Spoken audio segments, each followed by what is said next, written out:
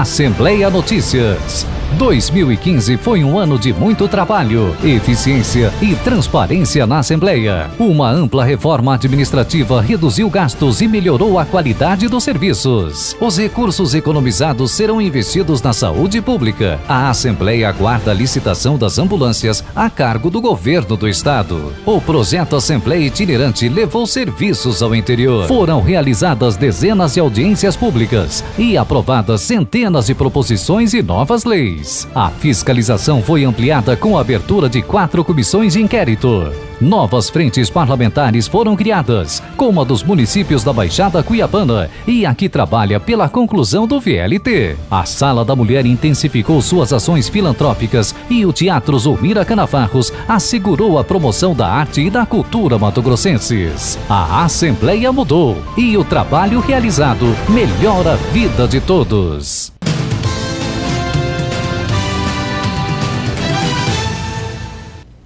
De volta, então, com a segunda parte da entrevista aqui pelo RDTV com o deputado federal por Mato Grosso, Ezequiel Fonseca. Deputado, encerramos a primeira parte falando ali sobre Brasília, quais são as ventilações ali com relação ao impeachment. Caso essa questão do impeachment avance, a bancada de Mato Grosso já tem um posicionamento com relação a isso? Vocês conversam entre vocês com relação a isso? Já existe esse posicionamento? Nós conversamos muito o ano passado.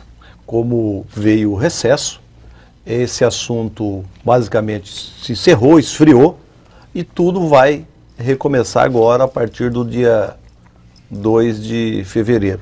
Mas o que eu tenho observado agora é que esse assunto, ao ser retomado, me parece que primeiro precisa resolver. Não dá para discutir impeachment do presidente Cunha e da presidente Dilma. Nós vamos ter que ver qual nós vamos atacar primeiro, se é que vai continuar essa discussão, não é? Então, eu vejo que a Câmara Federal precisa, e isso deve ter acontecido nesse recesso, se acalmar, porque o que nós vimos é até colegas da Câmara, muitas discussões calorosas, até agressões dentro da própria casa, né? Nós precisamos pautar isso, nós precisamos colocar um fim nessa questão, nos prepararmos então para o impeachment, se é que esse impeachment vai acontecer. Caso contrário, nós precisamos fazer com que a nossa casa esteja preparada para depois nós vir julgar alguém, ou caçar alguém, ou tratar do impeachment.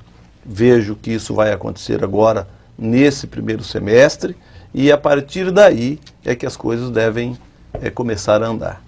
Ok.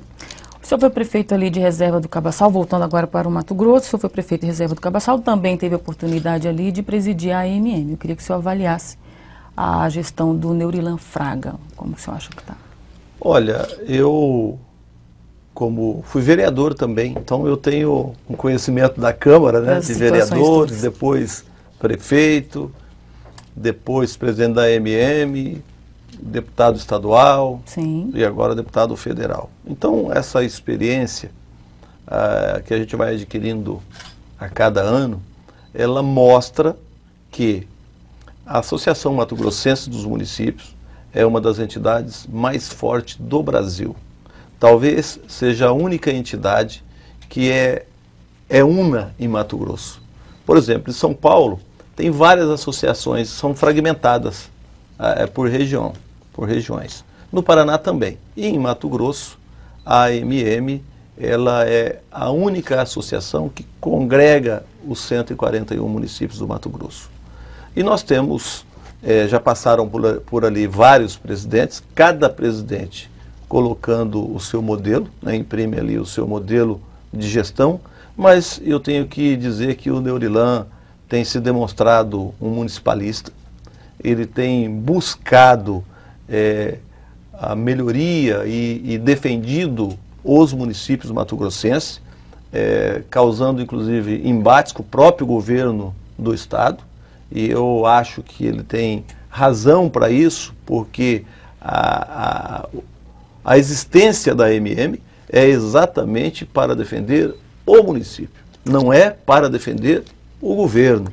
E o senhor acredita que ela tem cumprido esse papel? Eu acredito que sim. Eu tenho visto o trabalho do Neurilan e ele é muito focado nessa questão. Várias vezes recebi ele em Brasília, como coordenador da bancada, para tratar do Pacto Federativo. E ele conhece muito bem as dificuldades, porque como prefeito que está e também como presidente da casa. Então, ele defende com clareza a questão do Pacto Federativo, fez um embate muito grande em defesa do FETAB, e todos nós sabemos, e o governador Pedro Táxi também entendeu isso, da importância que é o FETAB para os municípios, não é?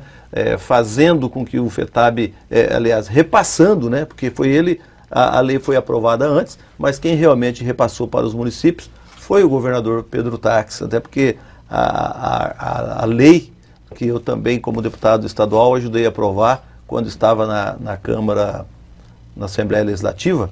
Então, penso que o Neurilan representa bem a entidade, faz uma defesa municipalista muito forte e penso que as coisas vão avançar muito, porque o Pacto Federativo é um dos trabalhos que ele faz, não apenas ele, mas o Brasil inteiro está ligado na questão do pacto, que é passar mais dinheiro para os municípios, não é? E aqui em Mato Grosso, o FETAB, em que o governador Pedro Táxi, inclusive, ampliou, fazendo com que os municípios possam continuar recebendo esses recursos.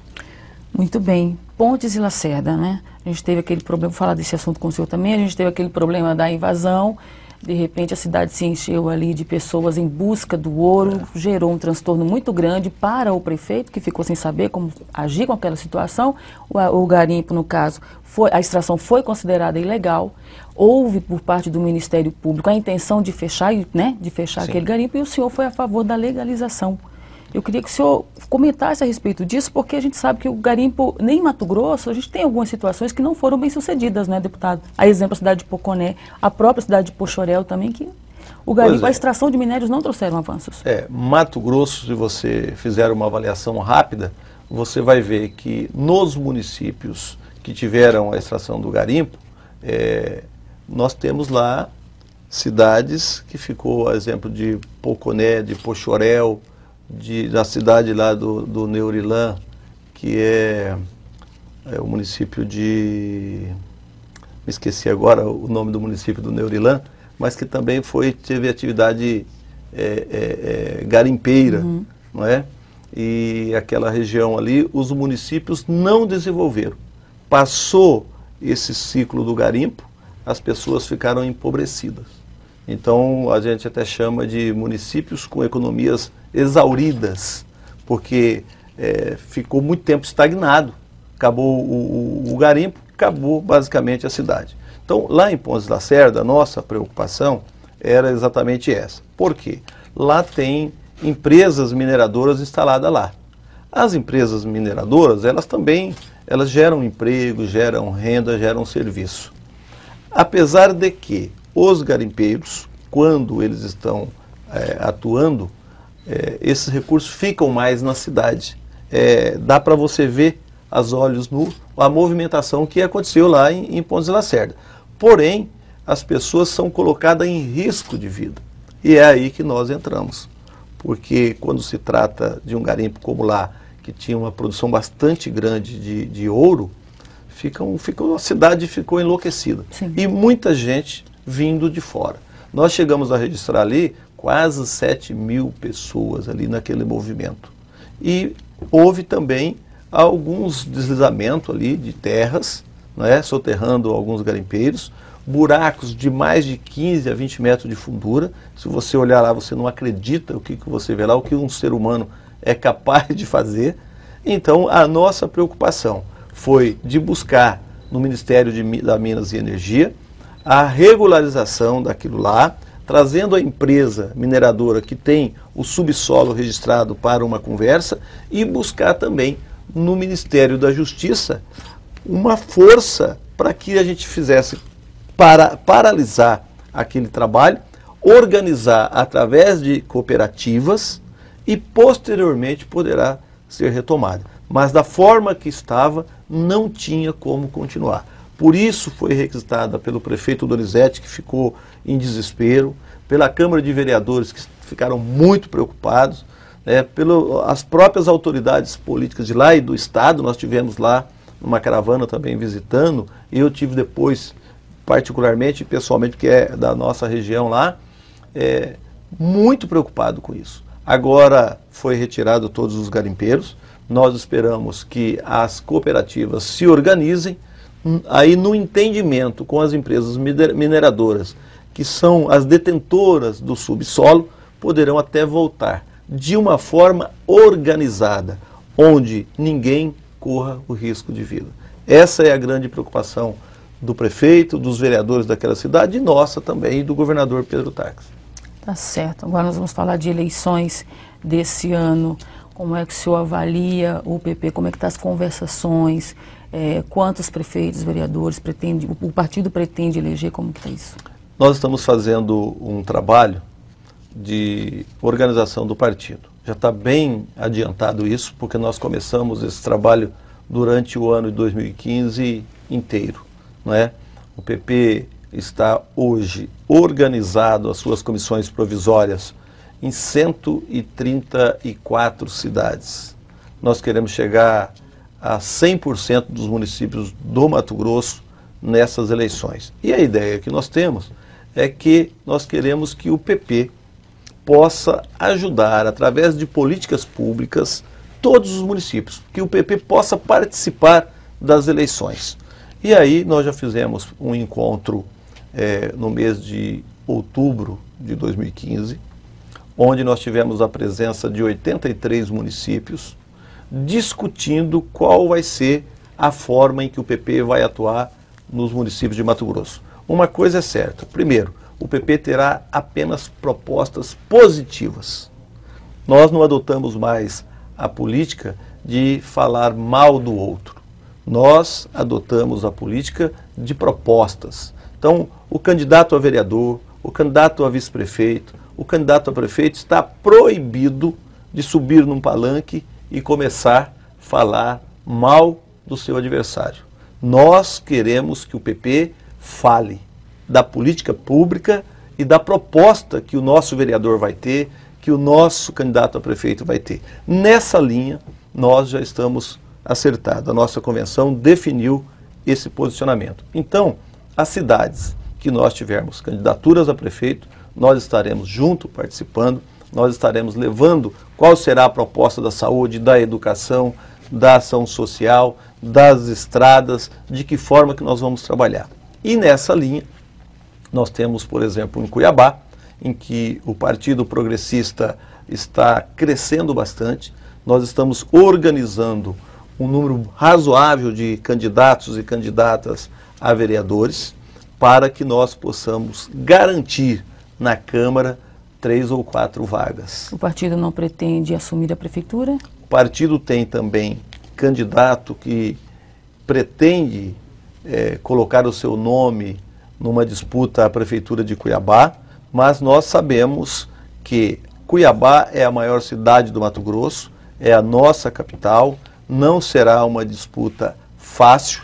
Nós estamos vendo a cada dia como que as coisas estão andando, mas o partido tem nomes também para discutir. Não estou dizendo ainda para disputar, mas para discutir a possibilidade de ter um candidato a prefeito de Cuiabá. A exemplo? Olha, nós convidamos ainda há poucos dias uma pessoa que é muito querida em Cuiabá, uma pessoa que tem uma história nesse Mato Grosso, o Dr. Joaquim Sucena. O Dr. Joaquim Sucena já foi deputado estadual, já foi deputado federal, tem uma moral ilibada, conhece como ninguém os cuiabanos, uma pessoa muito querida. Ele estava parado politicamente, mas nós conversamos muito com ele e achamos que ele é um nome que pode vir para o Partido Progressista e que juntos nós possamos escrever também uma nova história para Cuiabá. Muito bem, então para encerrar essa segunda parte aqui da nossa entrevista e finalizá-la, eu queria que o senhor avaliasse o governo Pedro Taques. O senhor tem acompanhado os trabalhos do governo do estado também. Nós entrevistamos recentemente o deputado Zé Carlos do Pátio e ele caracterizou o governo do estado como governo não populista, né? que diz que o governo não cheira a povo, adota mais uma postura técnica. Eu queria que o senhor fizesse essa avaliação. Se concorda com ele ou não, né? Outro dia até conversei bastante com o governador sobre esse assunto. E ele pedia que eu fizesse uma avaliação. E eu disse ao governador que a pesquisa mostrava isso. Ele, naquele momento, estava com 71% de aprovação popular. Então, cada governador, cada chefe de executivo adota um posicionamento, adota uma forma de fazer política. A do governador Pedro Taques é exatamente essa. Ele quer fazer um governo austero, um governo de transparência e um governo técnico. Porque qual que é a preocupação do governador? A preocupação do governador é que ele quer fazer com que Mato Grosso realmente seja visto, que Mato Grosso é um estado muito grande e que todos os municípios, em todas as pontas, as coisas aconteçam. Então, essa foi a preocupação que ele me passou na época, ainda quando candidato e posterior, né? Agora, novamente, por quê? Porque se tem 71% da população que o aprova, isso é um sinal que o governo está indo bem. Tecnicamente, todos os governos têm problema. Não é fácil você assumir um governo e fazer com que as coisas mudem de um dia para o outro. Mas nós estamos, assim, esperançosos, porque à medida que você estanca a corrupção, à medida que você dá transparência ao governo, as pessoas começam, né, a acreditar. E é isso. As pessoas votaram no governador exatamente para que ele pudesse fazer diferente. Foi isso que fez com que ele ganhasse no primeiro turno. Então, até o nosso partido, os partidos políticos, abriu mão para que ele pudesse colocar um governo técnico. Nós abrimos mão das indicações. E ele está fazendo o governo em que ele acredita, com o aval dos partidos políticos. Por isso eu penso que agora, no segundo ano, nós vamos sentir uma diferença enorme nessa questão da gestão do governador Pedro Taques. O primeiro ano, organizando a casa, tomando o pé da situação, se preparando para o segundo ano. E aí, o nosso vice-governador também, Carlos Favro, em sintonia com o governador Pedro Taques, ajudando, colaborando, fazendo com que agora, no segundo ano, nós, o governador, com toda a compreensão que tem desse primeiro ano, ele vai, sem sombra de dúvida, fazer uma grande diferença no estado do Mato Grosso em todas as áreas. Podem acreditar nisso. Muito bem, então, deputado, nós vamos finalizar a participação do senhor aqui nessa entrevista pelo RDTV, agradecendo, claro, desejando que o senhor tenha êxito, né, nos exames que o senhor tem que fazer para cuidar da saúde, enfim, que o senhor possa estar recuperado em breve e voltar ali às suas ações com todo o gás. Eu agradeço, Ana Maria, por essa oportunidade. Vou estar licenciado, então, nesses 4 meses, né, cuidando da minha saúde e voltando da mesma forma em que entrei, com determinação, com vontade de ajudar Mato Grosso. Muito bem, então a gente vai encerrando aqui o RDTV Entrevista, agradecendo, claro, o prestígio da sua audiência e dizendo para você acessar sempre rdnews.com.br/rdtv. Até qualquer hora.